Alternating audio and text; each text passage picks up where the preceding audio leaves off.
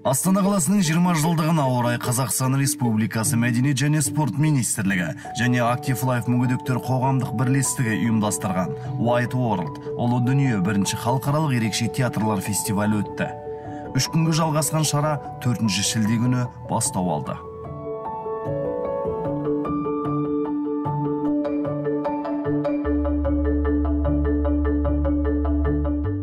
Украинаның Киев қаласынан Радуга Ам-Ишарат театры, Мәскеудің Недослов театры және Санкт-Петербургтың Санкт-Петербург саңыраулар театры келді.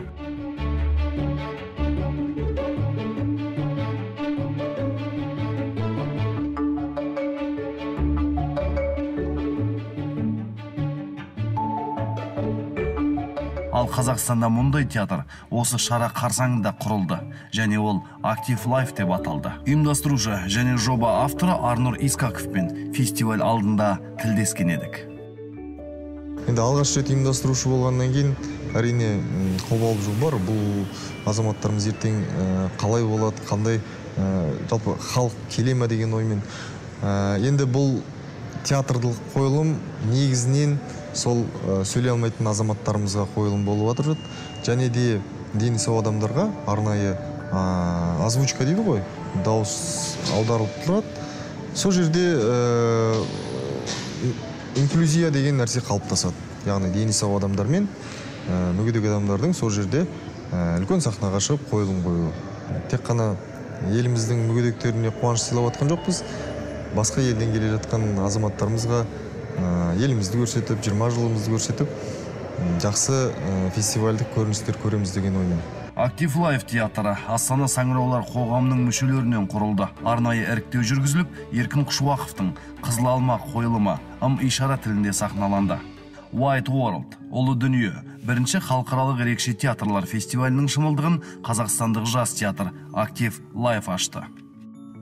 Есть у меня внученька, красавица, умница. Нет, рот у нее кривой. Кривой? Глаза не видят? Не видят? Ноги у нее хромые, хромые ноги. Вот если ты женишься на ней, вот тогда я тебе прощу это. Что, глаза? Что? Так, минутку, подождите. Подождите, бабушка, подождите. Что, внучка? Да, да. А что ты вздыхаешь? Да нет же, нет. Наши предки чужого никогда не брали. Они боялись Всевышнего. Кәсіби әртіс болмаса да, сахнада жанын салды жастар. Жастар деймін ау, мына қарт кісі 70-ке келіпті. Сахнаға тұңғыш шығып, көрерменін жаулады. Мәні бар, мағынасы бар қойылым көптің көңілінен шықты. Хочу сказать, что впечатление от вчерашнего премьерного показа эмоционально очень сильные. И наши актеры в театре «Радуга» говорили о том, что тема спектакля очень близка и понятна для всех. Почему? Потому что в сюжете спектакля есть проблема людей с особенными потребностями, и любовь побеждающая дает силы, возможность преодолеть любой недуг. Думаю, что спектакль, который вчера сыгрался премьерным показом, он будет жить очень долго и принесет очень много позитивного для всех зрителей, кто бы не пришел его смотреть. 5 шілде күні Мәскеу қаласының Недослов театры. Бұл жерде құстар ән салмайды қойылымын ұсынды. На пороге едва помаячили и ушли за солдатом солдат. До свидания, мальчики, мальчики, постарайтесь вернуться назад. Петербурглықтар «Гость X» деген сатиралық драма көрсетті. Не волнуйтесь, я обязательно разберусь. Надо ее посадить в тюрьму. Вы точно посадите ее в тюрьму? Зуб даю.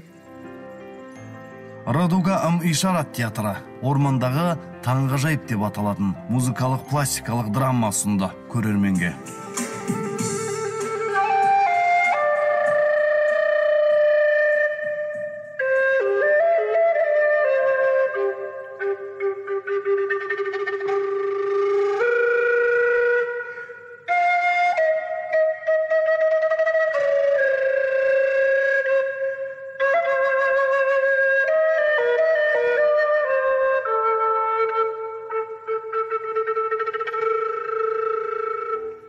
6 шілде күні Санкт-Петербург саңыраулар театры Петербургше махаббат деп аталатын трагикомедияны сахналады.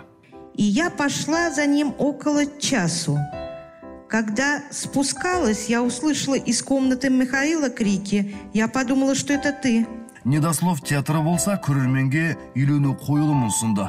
Мәскеуліктер бұл жолы комедия жанрын жөн санады. Как бы только не замешкаться. Ведь только выйдешь из департамента на минутку, вдруг придет в голову генералу: а где экзекутор такой-то? Пошел себе невесту подыскивать. Однако же нужно повнимательнее просмотреть список. Киевтің Радуга ым-ишарат театры рейс 13-13 қойылымын көрсетті. Жаны нәзік украиндықтар эксцентрлік комедия жанрын таңдады. Внимание, внимание! Началась регистрация билетов и оформление багажа на самолет рейсом 1313. Бұл фестивальді ұйымдастырып отырған жандарға алғысым шексіз. Бәрі тамаша, өте жоғары деңгейде өтіп жатыр. Сөз жоқ. Мен талай жерде болдым. Көптеген фестивальдарға қатыстым. Шындығын айтайын, жақсы, жүйелі ұйымдастырылған. Әлемде бұндай театрлар өте көп, бірақ ешқандай елдің үкіметі бұндай театрларға қолдау көрсетпейді. Мемлекеттен қолдау алып отырған бірінші театр сіздің елдің театры. Әр қойылым аяқталған сайын барлық актерлер мен қазылар алқасы талқылау жүргізіп отырды. Кем-кетік тұстары айтылып, жақсы жетістіктері сөз болды.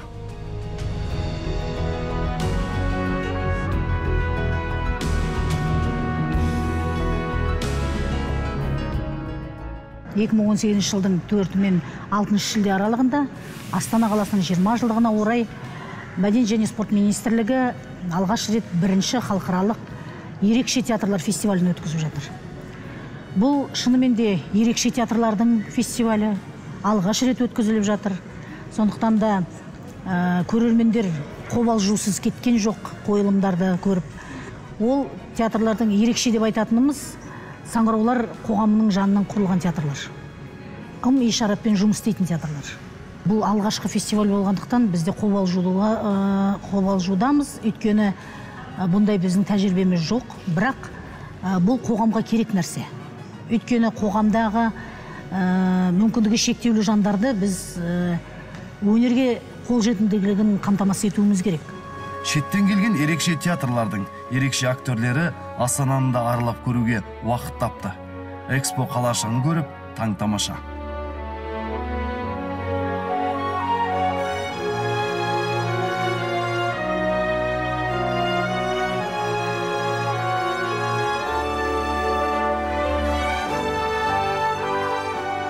Бәйтерекке барып, елбасымыздың алақан ізіне алақандарын қойып, айналаны тамашалап, бүгінімізбен танысты.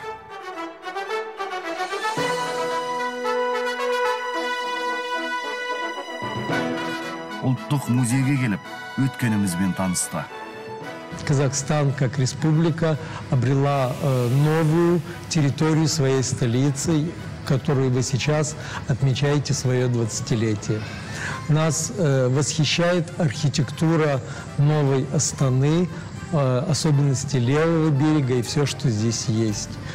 Наверное, очень правильно строятся государственные программы в силу того, что мы успели видеть в плане и архитектуры, и озеленения. Ведь вы, по сути дела, живете в молодом городе, который имеет как бы город-сад. White World ұлы дүние бірінші халықаралық ерекше театрлар фестивалін қорытындылайтын күнге де жеттік. Қазылар алқасы 3 күн бойы көрген спектакльдерін саралады. Фестивальге қатысқан барлық театрлар лауреат атанды.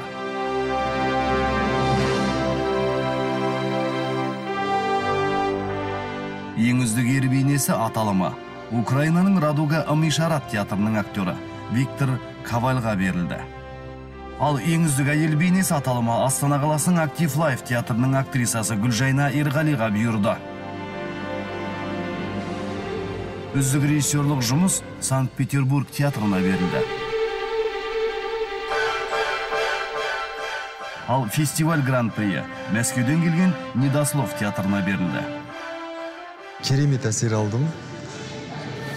негізінде маған сөйлеңіз деген сахнаға шыққанда, бірақ та мен қобалжығаннан осындай нәрсені елордамыздың 20 жылдығында, елбасымыздың туған күнінде осындай нәрсені біздің әлсіз топ, мүмкіндігі шектеулі болса да, өнерлері шексіз азаматтарымыздың басын қосып атқанына риясыз қуаныштымын. White World ұлы дүние бірінші халықаралық ерекше театрлар фестивалінің негізгі жетістігі. Қазақ даласында бұрын соңды болмаған, тілінде қойылым қоятын жаңа театр шаңырағын көтерді. Жаңа жас театрдың ғұмыры ұзақ, шығармашылық ауқымды, алар асуы биік болсын деп тілейміз.